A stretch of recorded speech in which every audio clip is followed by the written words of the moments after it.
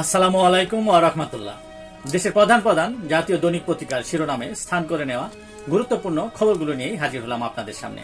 আশা করি সাথেই থাকবেন। শুরুতেই জাতীয় দৈনিক পত্রিকায় স্থান করে নেওয়া আন্তর্জাতিক খবরে যা যা থাকছে। ইরানকে আলোচনায় ফেরাতে গোপন চেষ্টা যুক্তরাষ্ট্রের, এর জন্য তৎপরতা শুরু করেছে ওয়াশিংটন। যুক্তরাষ্ট্রের সঙ্গে বৈঠকে কোনো পরিকল্পনা নেই বলে জানিয়েছে ইরান। ইরানের উপর আগ্রাসনকে উস্কে দিয়েছে আইএইএ এর প্রতিবেদন বলে দাবি রাশিয়ার পররাষ্ট্রমন্ত্রীর। ইসরায়েল ও ইরানের মধ্যে টেকসই শান্তি প্রতিষ্ঠার জন্য পাকিস্তান যুক্তরাষ্ট্র আলোচনা। ইরানের সমৃদ্ধ ইউরেনিয়ামের কোনো হদিস মিলছে না। খামেনিকে হত্যার পরিকল্পনা ছিল স্বীকার করল ইসরায়েল।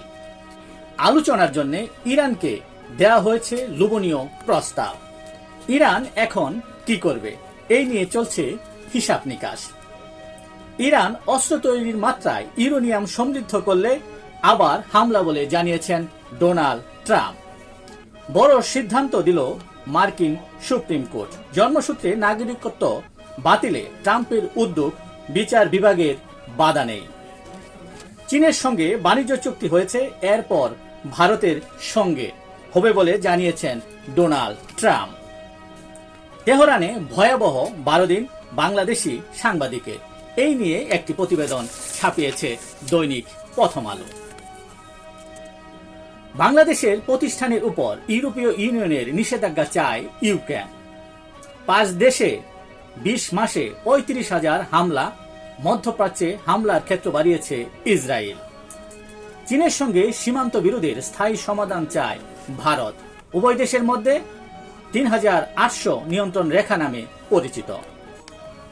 ট্যুরিজমে বাজি কিম জং উনের। উত্তর কোরিয়ায় খুলছে সৈকত রিসোর্ট।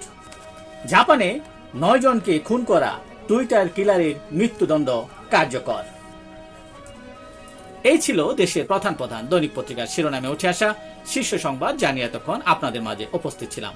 আশা করি আপনাদের ভালোই লেগেছে। আজকের মতো এখানে, আবারও দেখা হবে আগামীকাল ঠিক একইভাবে দেশের প্রধান প্রধান জাতীয় দৈনিক পত্রিকার শিরোনামে স্থান করে নেওয়া গুরুত্বপূর্ণ সংবাদগুলো নিয়ে। সে পর্যন্ত অবশ্যই ভালো থাকবেন, সুস্থ থাকবেন। আসসালামু আলাইকুম ওয়া রাহমাতুল্লাহ।